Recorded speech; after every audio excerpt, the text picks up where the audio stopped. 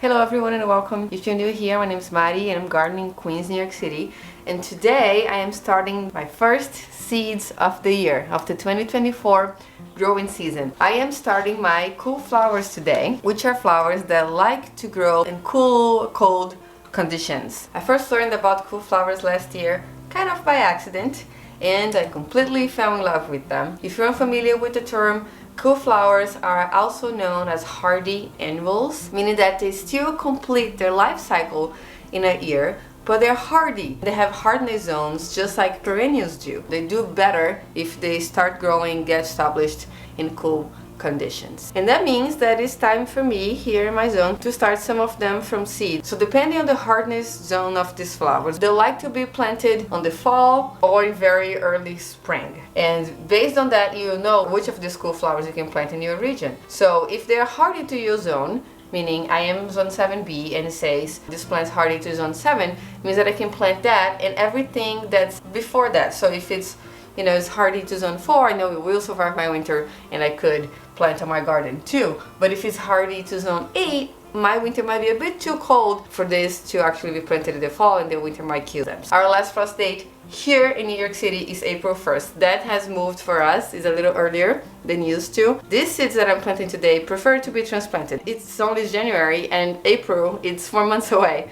But most of the seeds that I'm starting today need 4 to 6 weeks to become a little healthy size transplant, and only by then I will put them out, which for us will be about mid-February, to start growing in the cool conditions that they like. Okay, now let's go to the fun part and talk about the flowers that I chose to spring plant here for our zone 7. Lots of these I grew last year, they did amazing and I want to grow them again. I will start with a bit of an unusual one because this one can only be spring planted everywhere, and that is stock. I grew stock last year and I absolutely loved it. It was kind of by accident, I didn't really know about the concept, but I started them very early, transplanted them early. They're super hardy, they did great, and they flowered very early as well. The varieties that I picked for the stock were the two that I liked the most last year. The Cat's Apricot, this one over here from Joni's, it has a very beautiful color, and also the Vintage Brown stock. They pair very well together and I love the way they look, so I'm planting only these two this year because they were my favorites.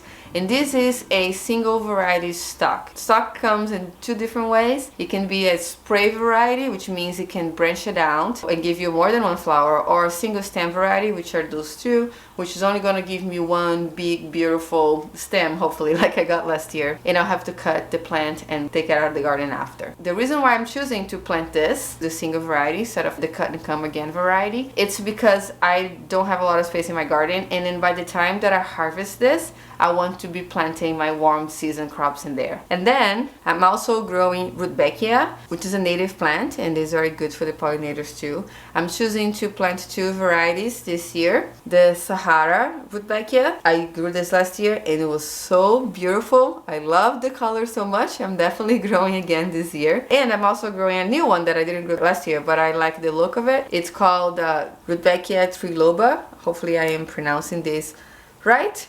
It's a smaller flower that has kind of a spray type variety, so have lots of little shoots and looks very nice and airy, and I love that. I love the look at that. It kind of looks more like the usual black-eyed Susan that you'd see everywhere, so I wanted that as well, so I decided to add that to the mix this year. And Rudbeckias are hardy to zone 5. And next I have Strawflowers. I'm doing a mix in here. I chose to grow a mix this year because I want different colors. Last year I grew some of these. I have some here because they dry very well. This is the Vintage White. I grew a white in an apricot that I don't have it here with me right now, but it dries to a bit more of a red orange color. I'm growing to dry it. I love having dried bouquets in my home for the winter. And the Strawflowers are hardy to zone 8. And I also have another mix in here. This is a Pincushion flower mix. This is a very pretty flower. It's considered a fiddler flower, but it's so pretty in my opinion. I grew last year too and I fell in love with it. I thought they're very beautiful. I love the way that they look in the garden. So I am growing the mix again this year because I would like to have a variety of colors of it. And then next I have the Champagne Bubbles Icelandic Poppy.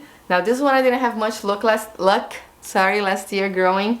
but I'm gonna try again. It says it's perennial on the pack, but they really like it cold. Icelandic poppies are perennial up to zone 2. That's really cold. Usually here in my zone, they won't survive the summer. They don't like it hot, so when it gets really hot in the summer, they die.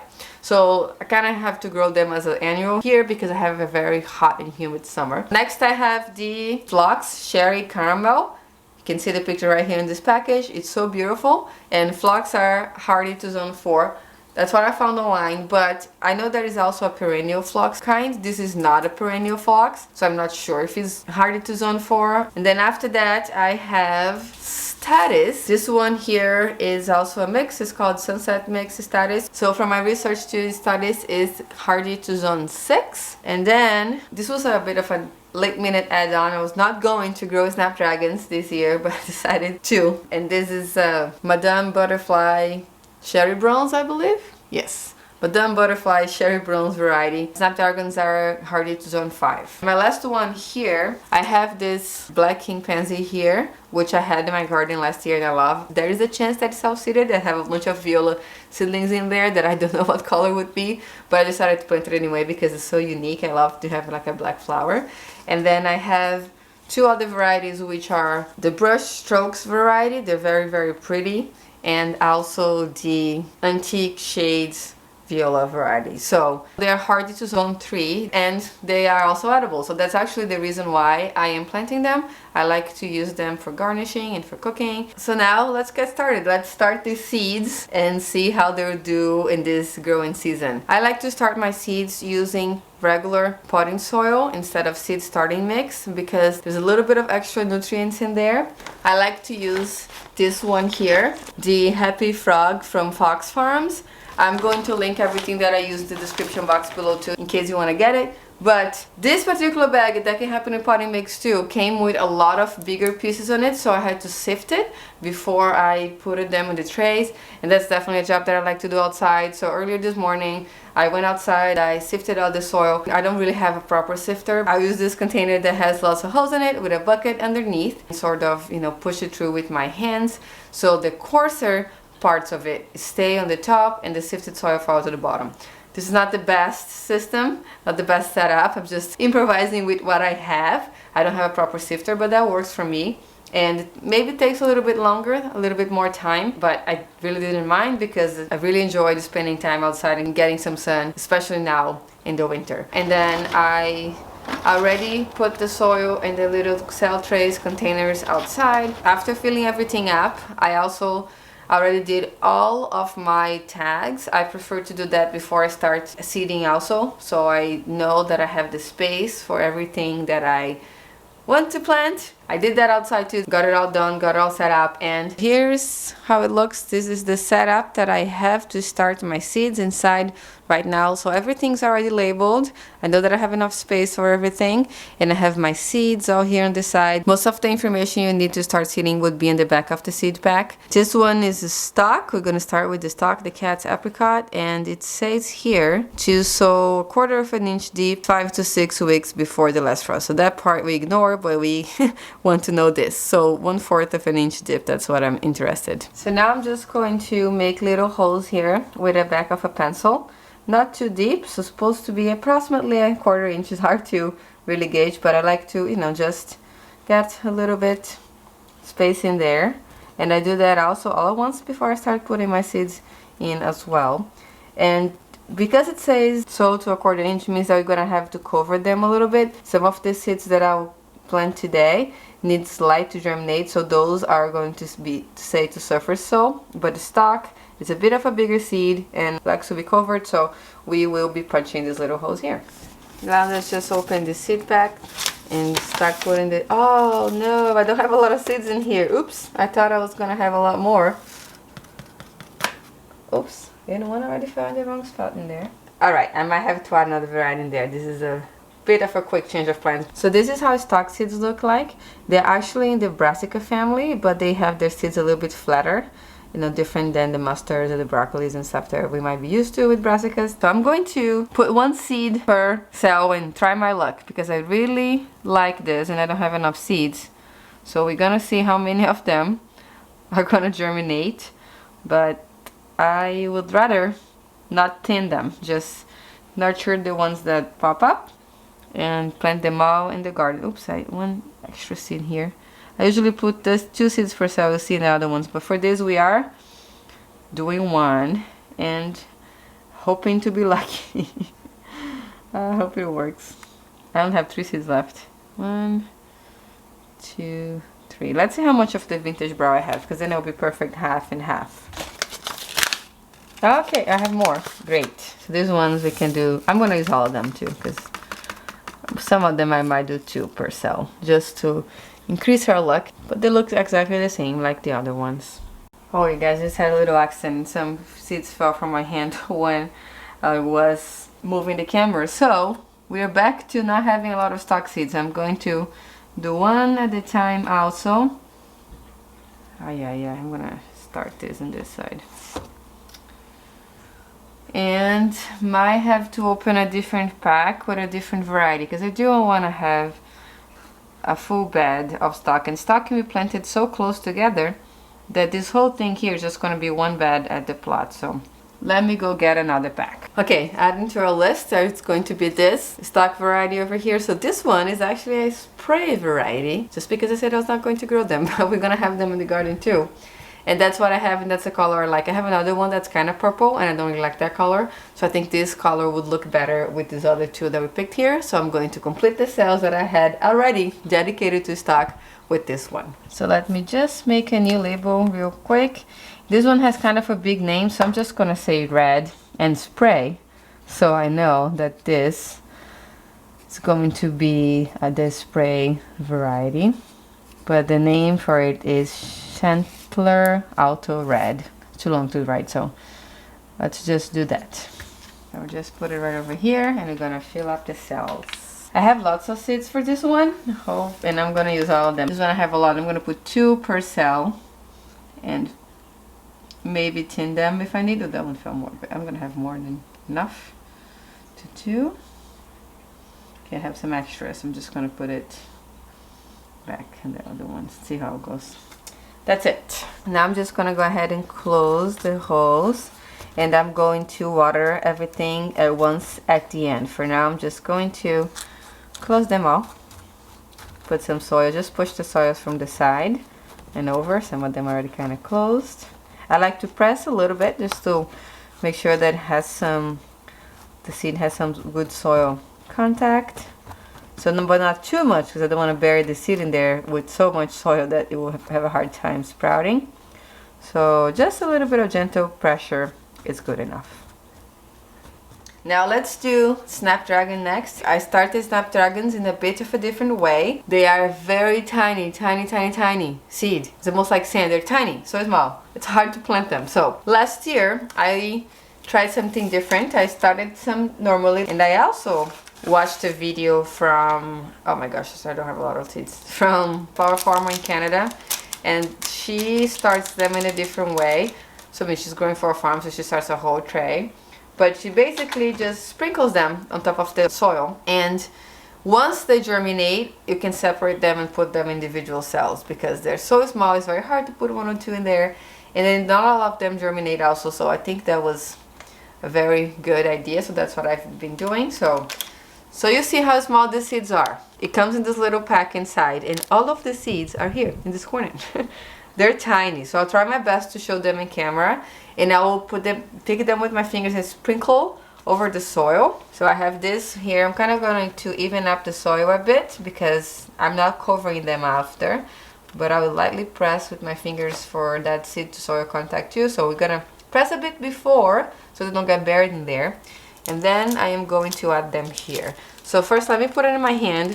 Hopefully I don't lose it again, because I kind of do want to see, you can get an idea how small they are. Maybe I'll do it like this. There you go. So small. I won't have a lot of plants in here also, but this is all of the seeds that I have on that pack. And we're gonna gently sprinkle them on top of this potting soil here. I'm just going to grab here from my hands. I'm not gonna pick them all at once, because I kind of want to somehow distribute them. I already all fell. It's very hard from in the soil, so it's easy for me to separate them when this time. I saved some seeds from my own Snapdragons last year, and those are the ones that are growing outside. I'll talk about it when I go outside too. But that's how I started. And this one I'm going to spray with water very gently, not pour water on, because I don't want to misplace those seeds also. But that's how it's going to happen for this. And I'll do the same thing for these other two. That's why they're in this kind of trays. I'm not going to touch it now. Actually, I changed my mind. I'm not going to press it because I'm afraid that might come in my finger or something. I'm going to do the Iceland poppies first, which are also very tiny. Very, very tiny seeds. I think they're just as small as the Snapdragons, if not smaller. Alright, let's open this up and see how many we have here. Also, in the container, yes, and they look very similar to the Snapdragons. Just maybe if I put it against the light, you guys can see it. I don't think so, not with the camera. So, put it in my hands again, and I'm going to sprinkle exactly the same way I did with the Snapdragons. Okay, so those are tiny seeds number 2. I've seen some other YouTubers and flower farmers kind of do like this, you know, and I'm afraid of doing that and pouring everything in one. So I'm going to do it again, put it in my hand. I also saved some poppy seeds from my garden, but I'm going to try to use these ones first. Maybe the other ones I will direct seed in the fall this year, but here we go. Let's pick it up and, and sprinkle. A lot more seeds than the Snapdragons, but I'd say they're kind of smaller, just a little bit flatter than those. That's it, my whole seed pack in there also. Next one up there will be this pansy here. The seeds for the pansies are big, but I didn't want to dedicate a whole other 6-pack there because a lot of soil. I'm going to just do a few pansy seeds in here, maybe 4, to get this Black King one. So you're gonna do that and then separate. Maybe I will just do a couple seeds per, because those are older seeds, so I'm not sure if all of them are going to germinate. So I'm gonna get the pencil again, just do 4 little holes, kind of separate from each other, so it's easy for me to separate them before and then after. And because they're bigger seeds too, I'm gonna cover them slightly, very slightly. I might have some extra ones and put some in the middle here. Let me see if they need light for it to germinate. It doesn't say, but it says that, it says surface sow. So actually, yeah, let me not cover them very much. Oops, should have read before I started. It's okay, hopefully it still work. Hopefully they still be able to get some light in there. At least now we know for the next ones. So let's do the other pansies next. I will put them right here, and because they also need to be surface sown, just going to press the soil a bit to even out right before I throw the seeds in. And because the seeds are a little bigger, I will press again after, because I can see them. I'm afraid to press this too because I can't see them. They just became the soil once I poured it in there. So brush strokes on this side.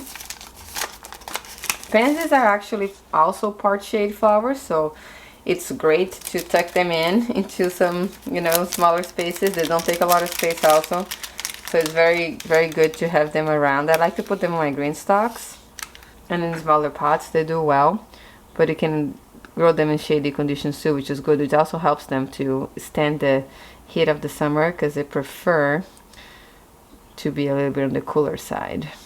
So let me, in fact, my pansies, the seedlings that self-seeded in the garden from last year, which I don't know what varieties will be because they couldn't have been crossed, are all growing right now. Very happy, even with the cold. They're just enjoying being there.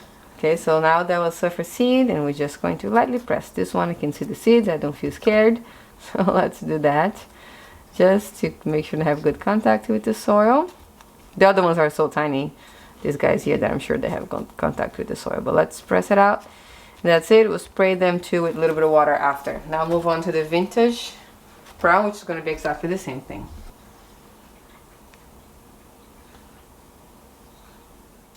Okay, let's do Rudbeckia next. Let's check on the back before. Light's needed for germination, so cover seeds lightly. Okay, same with the Rudbeckia here. Oh, this is a triloba. Oops, that's gonna go with this tray. I'll do this one first. I don't remember how small the Rudbeckia seeds are, so let me check here. Oh, they're small, but not too bad. I don't have a lot of seeds in this pack. I might just do the whole thing also. But I'll do maybe 2 to 3 seeds per cell. Let's see if I've got enough of them here on my hand. Just gonna sprinkle because it also needs light for, oh, there was 3, okay. 1, 2, It needs lots for germination. 1, 2. Oh, I'm gonna need a little bit more. 2 more. Okay. That's it. Just gonna do the same with the Sahara Rudbeckia here. I had a lot more seeds in this pack. This is the same from last year too, so that was a generous packing. Let me even add a little bit more because it looks a bit all over the place. There we go. And I'm going to do the exact same thing and just sprinkle them over.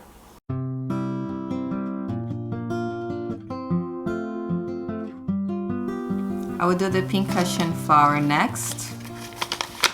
And then the Strawflower. The Pincushion flower actually have really big seeds. Check these out. They're huge. And for this one, so a 1/4 of an inch dip. So we're gonna use our little pencil again. I'm gonna do 2 per cell because they're so big. 1, 2, 3, 4.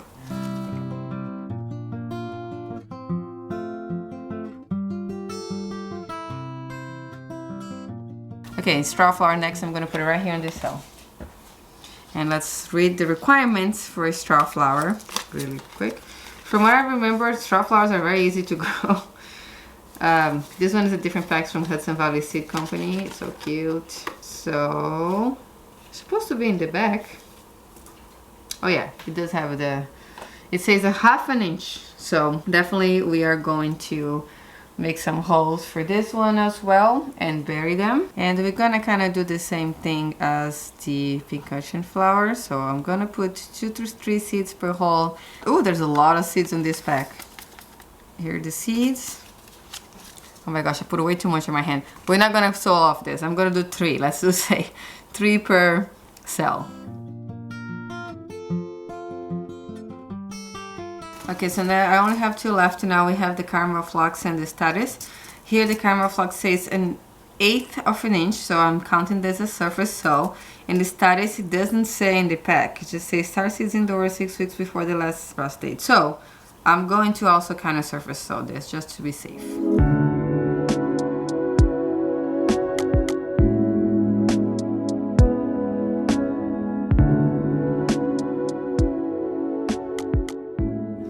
So that feels amazing. We just seeded the first seeds of the season and now let's water them. I'm going to water these guys in 2 ways today. Because we have very tiny seeds and most of them, I'm going to get a spray bottle and this is just water and just spray the top, but I'm also going to add some water to the bottom of the tray. So I'll start with the spraying. Wow, it's a really good spray bottle. I got this from the giveaway from Arbor and really like it. First time that I'm using. I'm going to use their product soon too, but there we go. Nice spray. This one will be a bit more gentle because you remember how tiny those seeds were. So just do that. These guys are a bit bigger. These they're a bit bigger too, so you can just be a bit more. It's faster. So here it is for this. That's the first step, number 1, watering. And then, because I have a lot of soil in these are dipper cells, I am also going to add water to the bottom of my tray. Hopefully you guys can see what I'm doing. Move to this side. So actually, let me do it in the middle here so you can kind of see. So, but I'm gonna do right in the middle. Just add to the water to the bottom of the tray, and then the seeds. The soil is going to suck it up from the bottom and hopefully keep everything nice and moist in there. I'm not adding too much, maybe just a 1/4 of an inch. There we go. And then I use the rest to add in here, but I'll just basically repeat the same process right now. Alright, and last step for this would be to cover them. I have these humidity domes here that I'm going to be using. I washed them, but they look a little dusty. They're washed and sanitized. So what these humidity domes do, they will create a great environment for germination. So seeds usually need some moisture to germinate. You know, think of spring, there's a lot of rain, and so kind of trying to mimic that a little bit. My basement especially is really dry, so I tend to have a bit of a harder time with germination in the winter. So for me, it's very important that I'm using these domes to keep the humidity trapped in there. We just watered, right, with a lot of water, so that's going to just condensate to the top and fall back into the seeds, which is really good. Now, even though there is a lot of sun on this table, I think I could just leave those in here and wait for them to come. I'm not going to do that. I'm actually going to move them to my grow rack downstairs. I just cleaned this, it's ready for the season. And I'm going to leave this here under these lights with the dome on until they germinate. After they germinate, I'll remove the domes and let them grow with a bit more access to air. Alright, so now that that's done, we're going to take a walk outside real fast, and I'm going to show you the cool flowers that I fall planted. Let's start up here real quick because I have to leave to work. But I already have some plants that are here on my balcony. And these guys here, they self-seeded. So this is a viola that I guess is a perennial. And oh, look at that, this has a bud. Oh, I didn't know that. How beautiful. We might have some flowers now in January in the winter. How cool.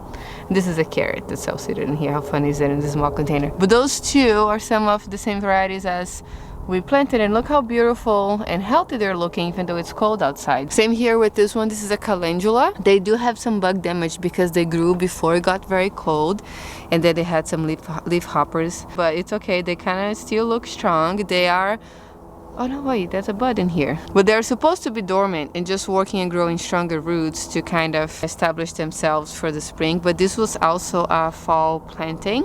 But most of them are down here on these pots. And there's also some guys that haven't died yet from the frost. But here are, I think this is actually Strawflower. It said there that was zone 8, right? But this is our Strawflower that's still kind of alive, and the leaf looks exactly the same. So these guys here self-seeded almost everything here in these pots, and I planted some other stuff in the plot too, but these are doing really good. They're nice and healthy seedlings, even though it's January now, it's been cold. We haven't got snow yet, but they're supposed to even handle some snow once it comes. So this is, let's say, Strawflower. We're gonna find out this season, and this is definitely Larkspur. It's self-seeded too from a plant that I had here last year. And once this is sprouted, I knew there was time to plant the cool season flowers. It's kind of about that same time, that like 8 weeks before the last frost day. It's kind of amazing to see. And then I planted some other things in the plot. But we're not gonna go to the plot today. I do have a video about it that I can link, but today we're just gonna stay here in the backyard because unfortunately I am a little bit short on time. And this is some other things too. I think this is a Bachelor button because of the way the leaf is. That definitely, it's a lot of plants in here. A flower probably fell in here and self-seeded. This one is a carrot flower, ammi major. It's in the carrot family, but it's this beautiful white flower. I put a picture on the screen that I tried to grow for my wedding last year. And more Larkspur in here. I have like Larkspur seedlings everywhere, which is a really cool thing. I can't wait to have lots of them popping up in the garden. Here, coming to the raised bed, sorry about the mess, I have some Snapdragons. I put this tray in here because the squirrels, you can see, come here and dig everything and kind of damage them. So I tried to put this little grid to try to protect them a bit, but they're not looking as healthy as I wish they would, but they're alive. You know, this one looks good. That one, it's okay, that one's good. So I transplanted them here a bit late, not at the correct time. I just wanted to show you guys that they stay alive through the winter. And I have some sweet peas in there too that I started in those little pots. They like to germinate in the cold, so I started them late, but they still germinated and grew, and now I transplanted them in here and they're looking really good. Those are just toilet paper rolls that I try to reuse, and that's how they're looking. And the things that are still green here in the garden are also all cool season flowers that have not died yet from last season. So this is a feverfew. It's a perennial in my area. In some other colder areas it's grown as a cool flower, but she hasn't died yet. I'm just gonna let her be there. But she also self-seeded. You see there's some little sprouts that self-seeded from a flower from here. So that's going to overwinter as a baby plant like cool flowers would do. And over here, this is a Pincushion flower, Scabiosa, which we seeded some of that today too, and still hanging there, but I think this is a perennial variety. I have to double check. The other one's gonna grow big like this. This was just alive and got knocked down. So, and here, oh look at that, huge bud here for Calendula. This is very early spring planted last year, and it's still here, still hanging. These are some Snapdragons, also planted in the spring, that flowered all summer long.